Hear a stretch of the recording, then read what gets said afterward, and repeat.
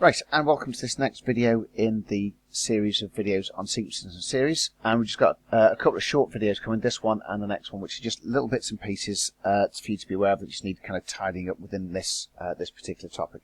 So we're going to be having a look in this video at this sigma notation, and sigma being used to denote summations. So here we go. It may be you've seen that one before, the sigma notation, that kind of big backwards kind of S type looking thing. And you might have seen that within your statistics, meaning adding up different bits of data. It appears in this context when we're describing different series. So let's have a look at an example. So what we've got there is the summation of 1 to 20, 3 plus 5R. Now, first thing to note is you have got a key on your calculator to allow you to do all this kind of stuff. But as ever, the exam board knows that, so they might be able to frame the question in such a way that gets you to actually have to do all the maths yourself. So use your calculator there as a checker if you can, but you do need to know what it all means. What I tend to do is try and take it out of that summation notation and just try to understand it in terms of an arithmetic or geometric progression, or just to basically have a look at it and see what's going on. So what I tend to do is just start by writing down the first few terms. What's going on with this one? Well, what this means is, what we're going to do is we're going to start off when R is 1, and we're going to put it into this and work out what that gives us. So when R is 1, I've got that. So that means our first term that we're going to be adding is an 8. And then we're going to stick in R equals 2 and realise that that gives us that thing, and that gives us 13. R is 3. You get the idea, hopefully. And so this bottom value here is where we're starting, and this top value is when we're going to stop. So this means that the last one we're going to use is when R is 20. So what we've got is a series that goes from 8, 13, 18 all the way up to 103, and what we've got to do is add all of those numbers together.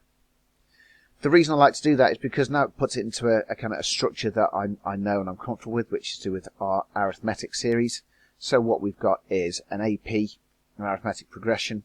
We need S20, the sum of the first 20 terms, and we've got values of A is 8 and clearly D is 5. Now it might be you guys can just look at that and figure it out. I need a little bit of scaffolding just to help me think it through, so that's what I tend to do. Once we've got that far, we know we're working out S20, we know our formula, half n 2a plus n minus 1d, bang it all into that, and there you go. There's our summation evaluated. And again, it might be a good idea now for you just to quickly figure out where your summation button is on the calculator, and check that you know what you're doing with that, and check that we get that 1010. Right, let's have a look at another one. This one, a little bit more complex. Hopefully you'll be able to spot straight away that this one is going to be linked to a GP rather than an AP, a geometric progression rather than an arithmetic one. But the other issue that we've got is this thing down here. We're not starting with the first term. We're starting with the sixth term, and so we need to think a way around that. So what we're going to do to begin with is just consider all the terms. So there we go, there's my 15 terms, whatever values they are. And now what I'm going to do is have a think about what that thing there means. So R equals 6 to 15 is those terms there. So from the 6th term all the way up to the 15th term. Now in order to use my geometric progression, I want the sum of the first however many terms.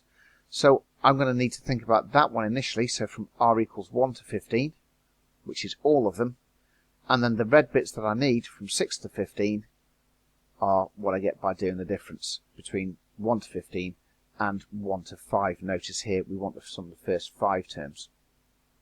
Okay, so what we're going to do is do that as a subtraction. So we want that. I've been a bit lazy, I haven't included all the kind of the 8 3/4 of the R each time, but I've just written it out like that. So now we've got our value there.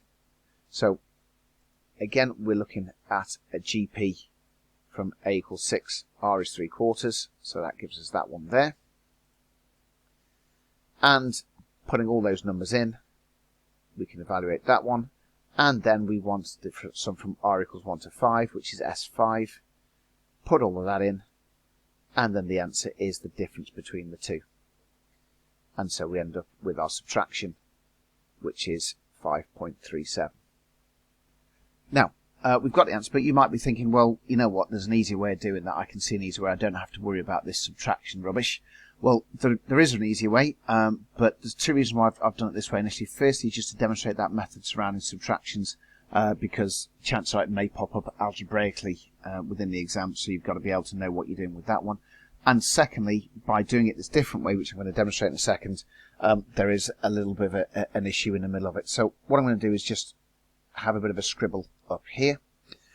If we're looking at this thing here, what we've got is a GP, and clearly our first term will be the sixth term, so that will be 8 times by 3/4 to the power 6. And I'm not going to evaluate that, I'm just going to leave it as it is. We've got a common ratio, which is 3/4, and the thing to watch out for is our value for n. How many terms have we got in this sequence going from 6 to 15? Well, the obvious thing to say would be, well, clearly we've got 9 terms, but if you actually think about it, we've got 6, 7, 8, 9, 10, 11, 12, 13, 14, 15. We've actually got 10 terms. And that's the thing to watch out for. So you've just got to be really clear on how many terms you've got. Once you've done that, we can go for, okay, we need S10 using our GP summation formula. So we've got A 1 minus R to the N over 1 minus R. So we've got A, which is 8 times by 3/4 to the 6th. 1 minus R, which is 3/4, to the power of 10, which we carefully worked out a second ago, over 1 minus 3/4, and then you whack all that into your calculator, and you end up, hopefully you'll convince yourself, you end up with exactly the same figure. So yes, that would be a way of doing it. I absolutely agree with those who are thinking, yeah, surely that's a whole lot easier. But so essentially what you've got there is two ways of going about the same thing, and it's entirely up to you which to choose. But I would recommend, if you are going to do it the way I've just done it, the handwritten bit in red in the top corner of the slide there, just be very, very careful thinking about what value you're going to use for n.